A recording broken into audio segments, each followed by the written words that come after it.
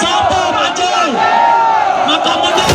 Maka mundur. Satu komando. Satu komando.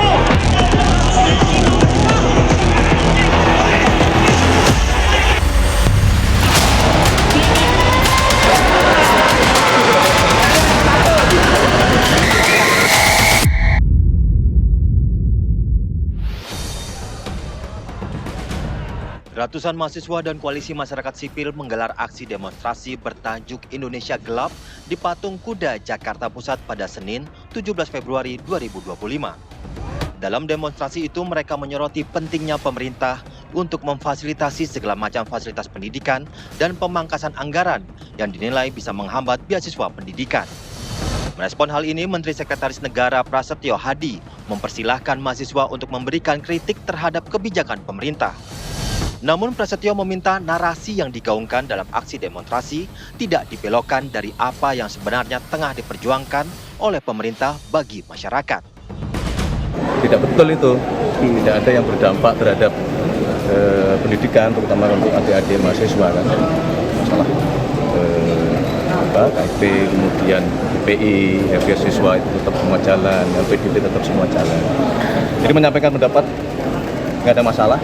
Kami pemerintah akan terus menerima masukan, karena bagi kami masukan-masukan itu adalah koreksi juga kepada kami. Saya kira begitu. Tapi apakah ini berarti memang efisiensi anggaran itu tidak akan dicabut untuk tetap dijalankan meski ada demonstrasi? Kan berkali-kali sudah kita jelaskan bahwa semangat efisiensinya ini adalah untuk hal-hal yang sekiranya kurang produktif gitu loh. Tolong sekali lagi ya jangan membelokkan apa yang sebenarnya tidak seperti itu. Lantas benarkah ada efisiensi anggaran pendidikan hingga berdampak pada beasiswa dan biaya UKT? Bagaimana penjelasan pemerintah mengenai soal tuntutan yang disuarakan dalam aksi demonstrasi ini? Apakah kebijakan pemerintah tidak berpihak kepada rakyat dan mahasiswa?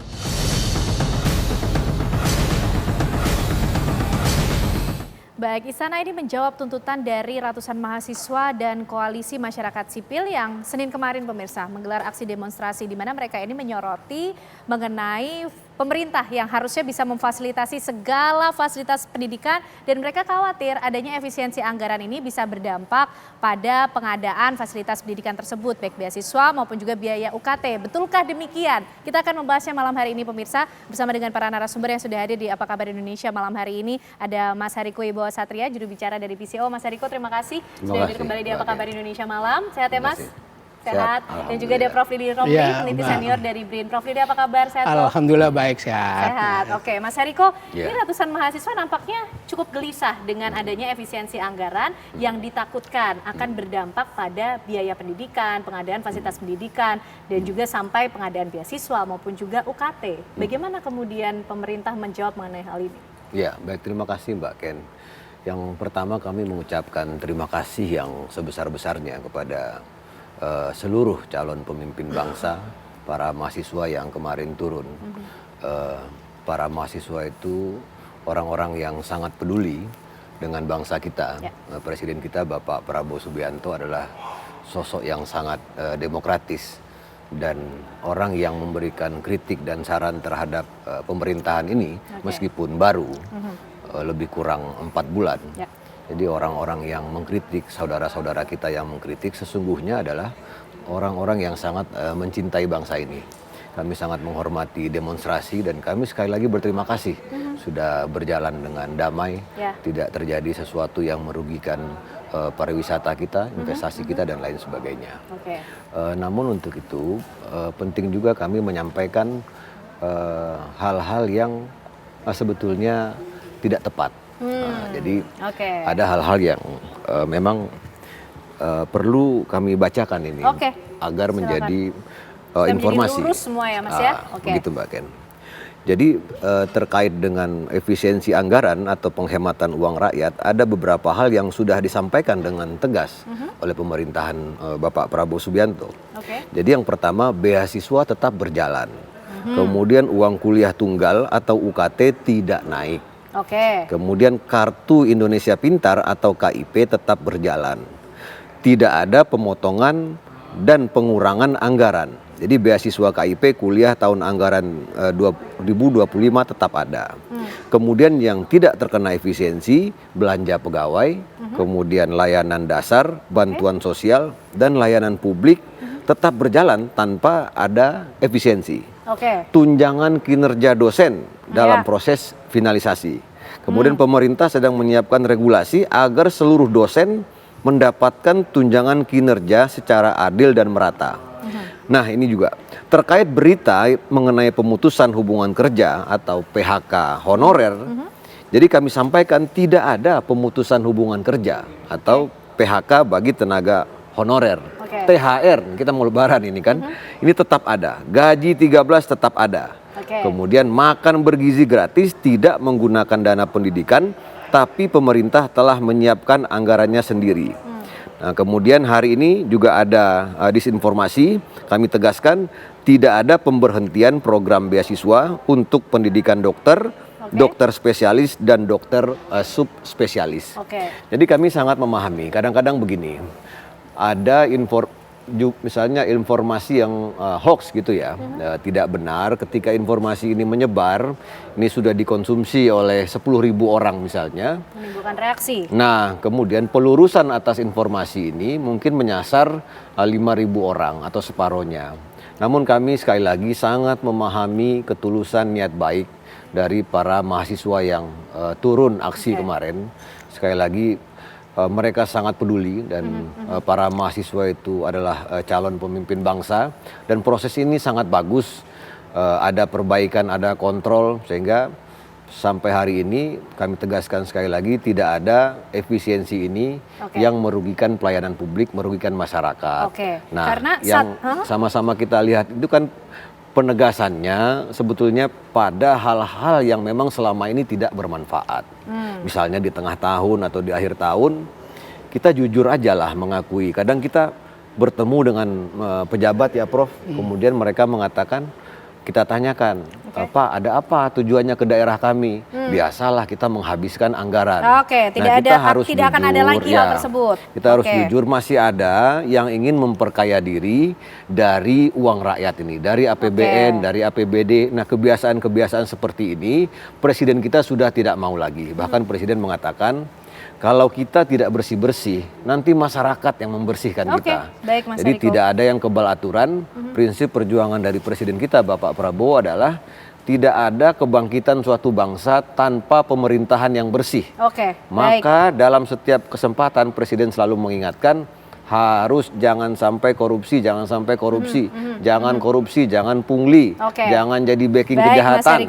Itu selalu disampaikan oleh Presiden. Itu penjelasan dari istana lah ya, dari pemerintah. Tapi Prof Lili melihatnya seperti apa? Kalau tadi Mas Riko bilang ini ada disinformasi sehingga muncul reaksi dari ratusan mahasiswa begitu Prof. Karena di beberapa poin tuntutannya setidaknya ada 13 poin tapi ada 3 yang kemudian bersinggungan dengan pendidikan. Seperti yang pertama, ciptakan pendidikan gratis ilmiah dan demokratis serta batalkan pemangkasan anggaran pendidikan. Kalau Prof Lili melihat kenapa kemudian sampai ada disinformasi seperti ini sehingga muncul kegelisahan dari masyarakat, dari mahasiswa sampai mereka bergerak cukup masif, Prof? Iya, ini pertama belum menjawab Mbak Ken ya.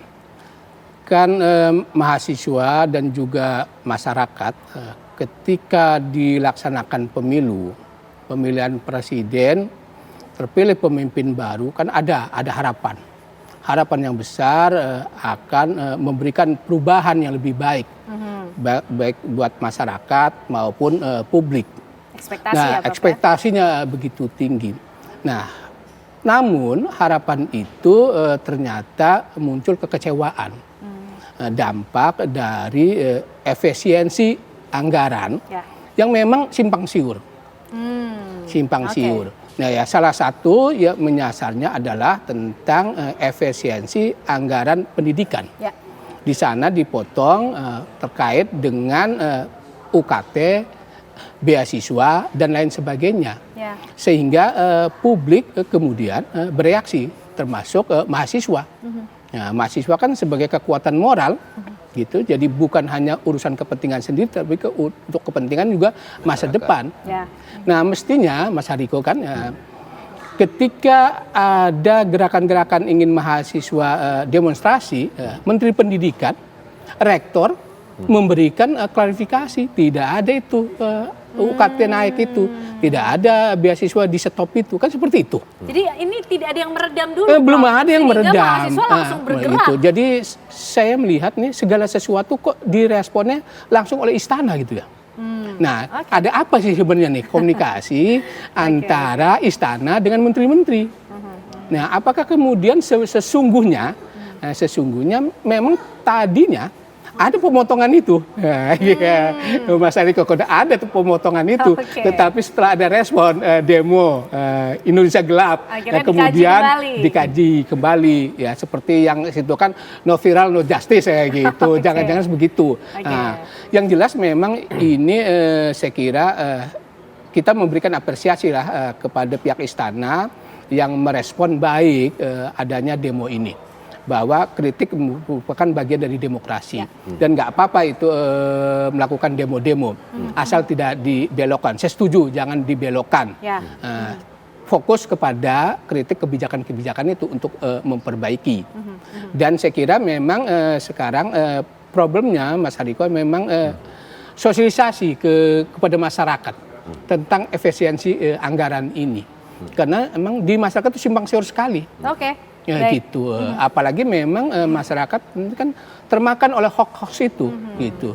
Nah, kalau seperti ini penjelasannya, saya kira mahasiswa akan bisa adem menerima. Oh ternyata UKT tidak akan naik, ternyata beasiswa akan berjalan. Nah, gitu. Nah kita tunggu apakah betul, karena memang UKT itu setiap tahun naik gitu. Dan memang kebijakannya itu supaya tidak ada demo, mahasiswa baru UKT itu dinaikkan. Mahasiswa lama tetap, mahasiswa baru UKT naik, selalu itu. Nah mungkin ini saya kira memang perlu diredam agar penerimaan mahasiswa baru ini UKT tidak naik. Baik, menarik nih, kita masih ingin tahu karena betul tidak sih Mas bisa dijamin bahwa memang pendidikan ini tidak terkena efisiensi supaya tenang semuanya ya Prof ya. Kita akan membahasnya lebih lanjut pemirsa untuk Anda di Apa Kabar Indonesia Malam, usai jeda kami kembali.